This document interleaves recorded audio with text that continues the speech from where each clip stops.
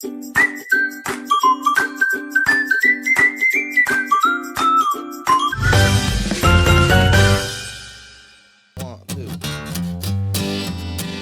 siamo in Trentino, tra escursioni alla scoperta dei posti più belli e tante curiosità.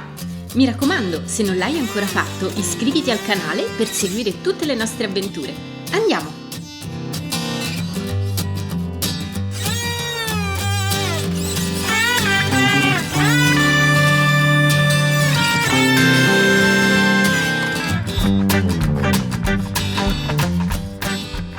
Buongiorno, oggi siamo a Ortisè perché c'è una festa di paese, c'è una vera e propria sagra, come si sente dalla musica. Adesso andiamo a curiosare. Stiamo entrando a Menas, il paese vicino a Ortisè. Ortisè e Menas, dai loro 1500 metri, dominano la Val di Sole.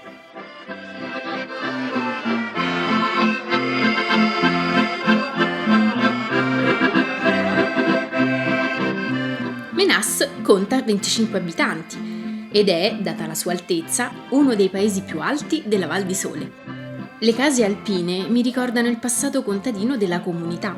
Sembra che il tempo qui non sia affatto passato. Ci sono ovunque vecchi utensili, attrezzi agricoli che riportano indietro nel tempo, bellissimi paioli in rame, scarpe usurate dai contadini e addirittura degli sci di legno, a ricordarci il gelo invernale.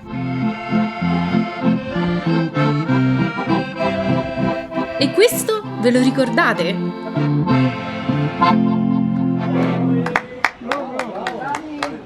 Andiamo verso la stalla.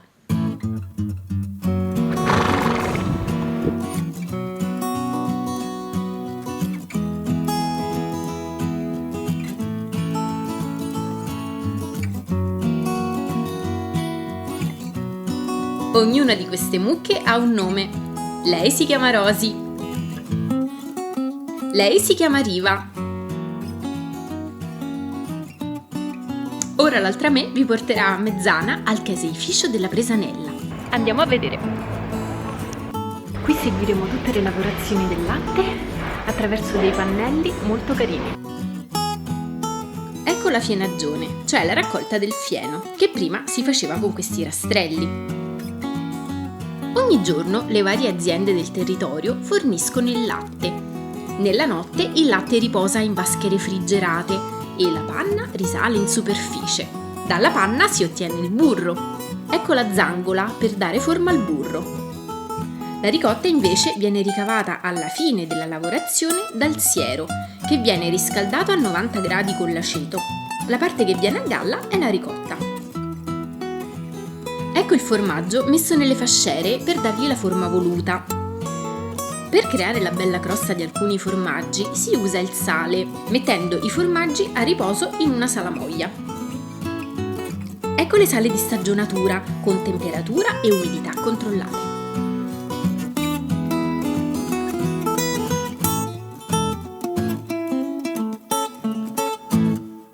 Questa è la segheria veneziana. La segheria veneziana si chiama così poiché la vicina città di Venezia, con la quale c'erano i rapporti commerciali, era molto all'avanguardia.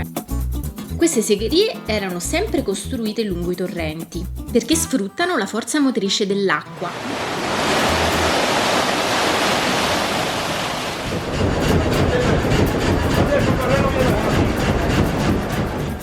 La segheria è organizzata in 4 livelli: la sega con i tronchi da tagliare, poi c'è la parte meccanica al secondo e terzo livello,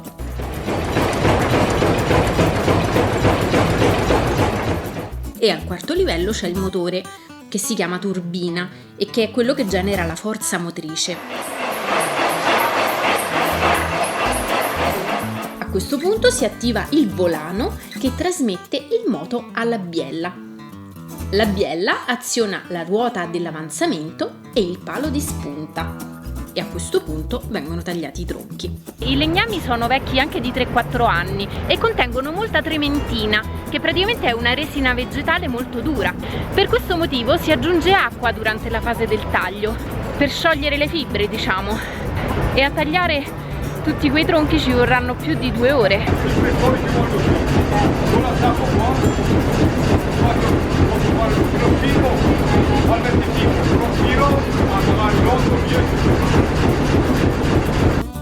Le segherie si diffusero in Trentino verso il 1200 e vennero usate fino agli anni 60.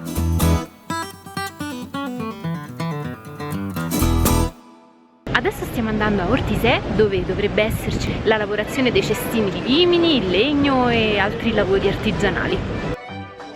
Gli abitanti di Ortisè sono 87. Il nome del paese deriva dal latino urtica, cioè luogo ricco di ortiche. Il paese è famoso per la sua festa tradizionale, una tonda e una magnada, che vuol dire un giro e una mangiata.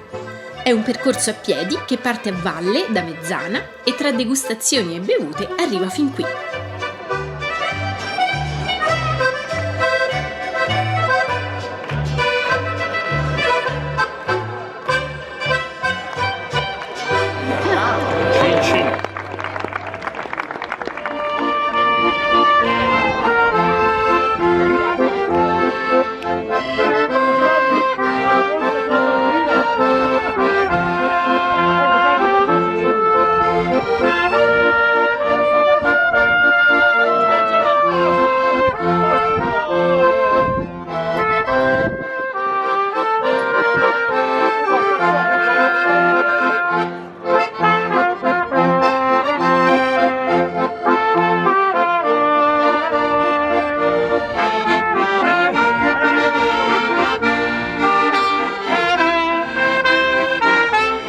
Da Ortisè è tutto, un saluto, alla prossima, ciao!